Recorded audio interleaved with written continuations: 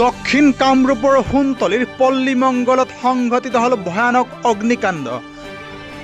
আজি সন্ধিয়া প্ৰায় 5 বজাত দক্ষিণ কামৰূপৰ সোণতলীৰ পল্লীমংগলৰ হজৰত আলীৰ ঘৰত সংঘটিত হয় এক ভয়ানক অগ্নিকাণ্ড আৰু অগ্নিকাণ্ডৰ ফলত সম্পূৰ্ণৰূপে জ্বলি ভস্মীভূত হৈ যায় দুটাকৈ বাসগৃহ আৰু ক্ষতি হয় প্ৰায় 3 পৰা 4 লাখ টকা লগতে অলংকাৰ আৰু ভস্মীভূত হয় বহুতো যাৱতীয় নথি পত্ৰ।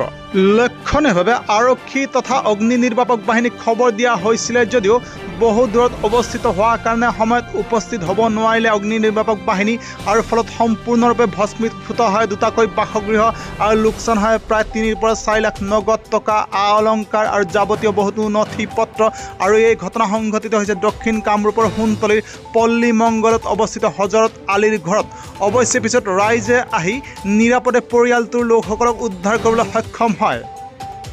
এক বিশেষ খবৰ, আজি দক্ষিণ কামৰূপৰ সোণতলীৰ পল্লীমংগলত হজৰত আলী নামৰ ব্যক্তি এজনৰ ঘৰত সংঘটিত হয় এক ভয়ানক অগ্নিকাণ্ড। অৱশ্যে এতিয়ালৈকে কাৰণ জানিব পৰা হোৱা নাই অগ্নিকাণ্ডৰ, আৰু এই অগ্নিকাণ্ডৰ ফলত সম্পূৰ্ণৰূপে জ্বলি ভস্মীভূত হয় দুটাকৈ বাসগৃহ আৰু লোকচান হয় প্ৰায় 3 পৰা 4 লাখ টকা নগদ অলংকাৰ আৰু বহুতো যাৱতীয় নথি পত্ৰ। অৱশ্যে গাঁৱৰ লোকে আহি নিৰাপদে ঘৰৰ লোকসকলক উদ্ধাৰ কৰি আনিবলৈ সক্ষম হয়।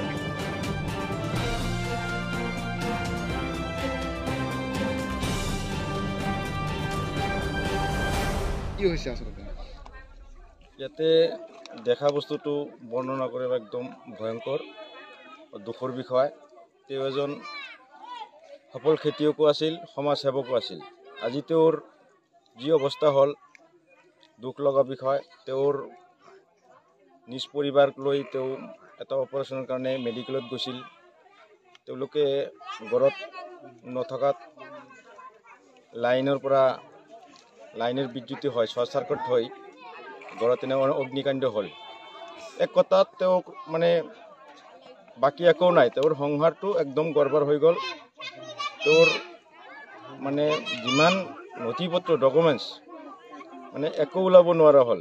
মানুহে চাপিছিল, আগুনৰ হেৰিত চাপিব পৰা নাই, পানীৰ ব্যৱস্থা নাছিল, ৰাস্তা ঘাটৰ কাৰণে পানীৰ গাড়ীও সেইফালে নাহে।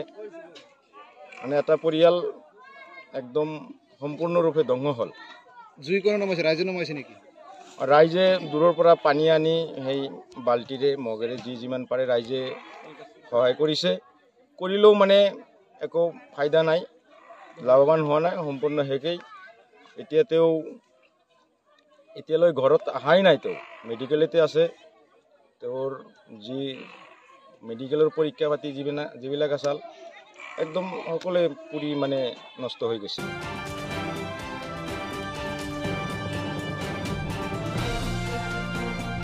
গৰৈমাৰীৰ পৰা আব্দুল কাছেমৰ ৰিপৰ্ট, নিউজ টাইম 3।